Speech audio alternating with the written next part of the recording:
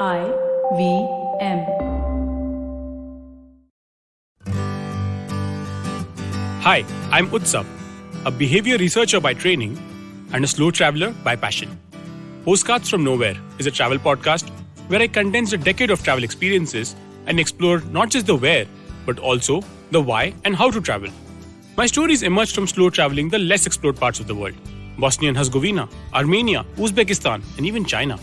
At the end of each story, I give practical tips and new ideas about how to travel better.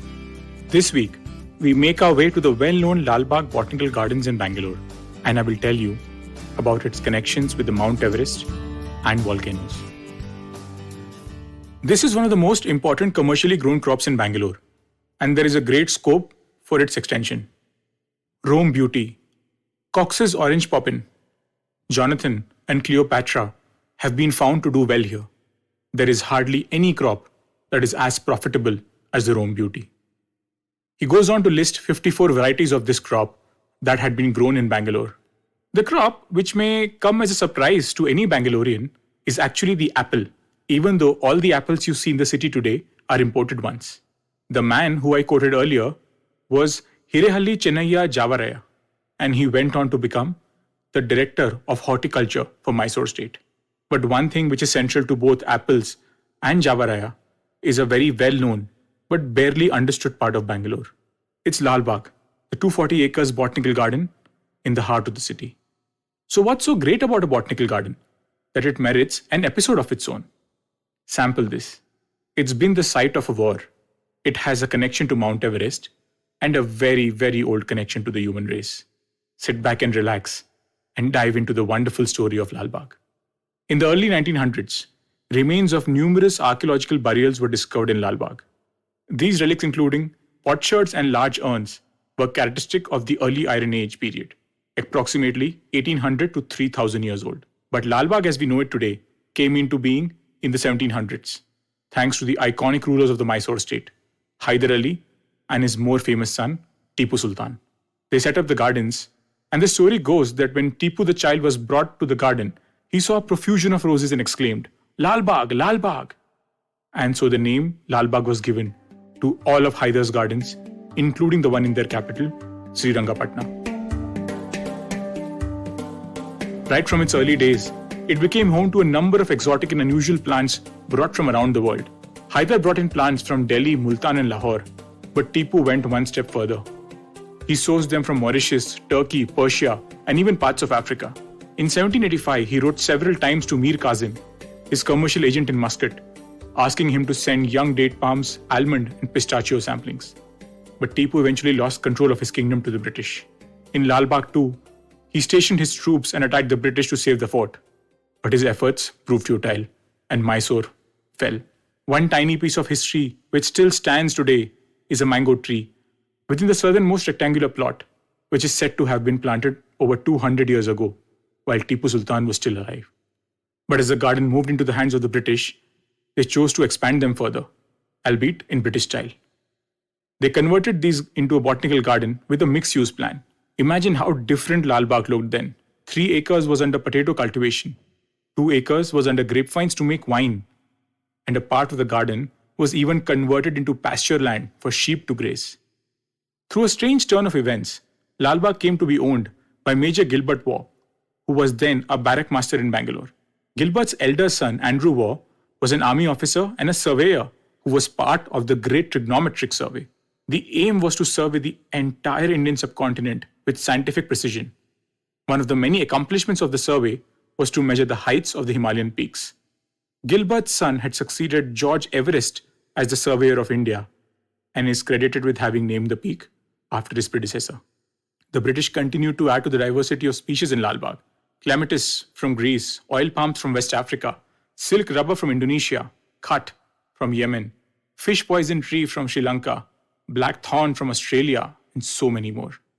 While some of these species you can still find in Lal Bagh today, there is one contribution which you can see almost everywhere in Bangalore.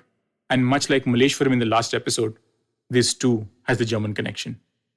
Gustav Hermann Krumbigel was the German horticulturist who was hired by the Maharaja of Mysore to tend to the gardens of his kingdom. He was the superintendent of government gardens in both Lal Bagh and Cubbon Park. And he even designed the gardens in the Indian Institute of Science in Bangalore and Nimhans. But those are not his most visible contributions. He introduced the concept of cereal blossoming in the city. The trees we see on Bangalore streets today were chosen in such a way that they flowered sequentially. This means that there is never a time when flowers do not add their colors to the cityscape, and at any time, there is always some species that is blooming in the city. So the next time you enjoy the bloom in Bangalore, you know who to thank. But the ultimate piece of Lal Bagh history which blew me away is probably the most unknown. My partner grew up in Bangalore, and she speaks fondly of the times spent in Lal Bagh as a child. One of her clearest memories is playing on the large Lal Bagh rock with her younger sister.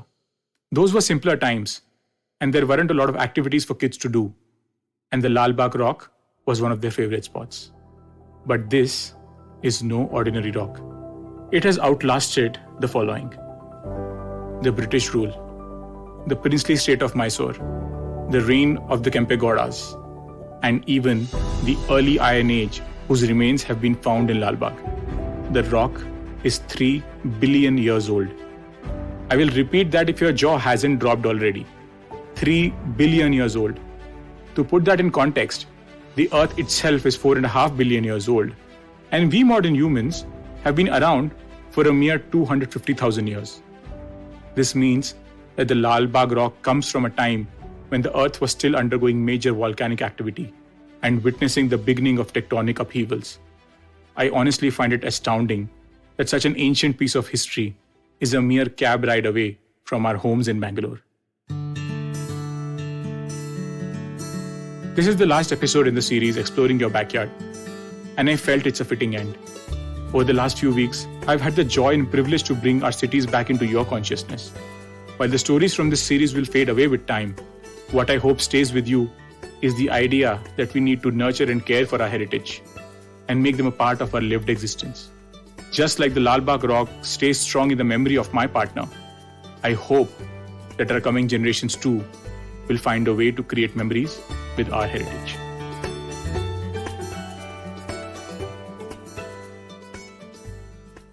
If you like this podcast, don't forget to check out other interesting podcasts on the IVM network.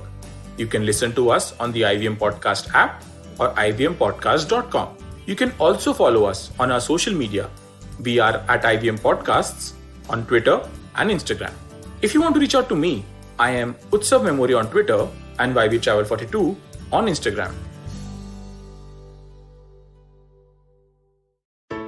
I hope you enjoyed that show. If you aren't following us on social media, please do. We're IVM Podcasts on Twitter, Facebook, and Instagram. I'd like to thank the sponsors on the network this week, Cred and Sia. Thank you so much for making this possible. We've had an amazing week on the network. Do check out The Note with Mahrukh Inayat. She speaks to Prabhat Kumar, the man leading child protection at one of India's leading NGOs, Save the Children.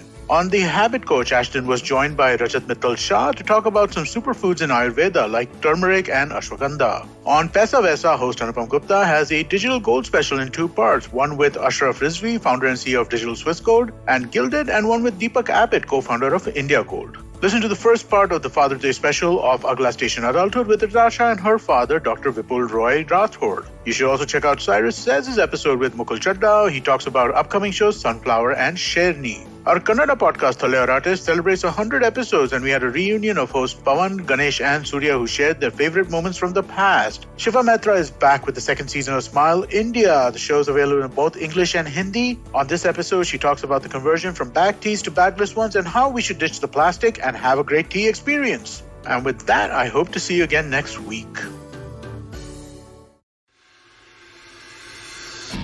If you love cricket, listen up. The Edges and Sledges Cricket Podcast is here for you.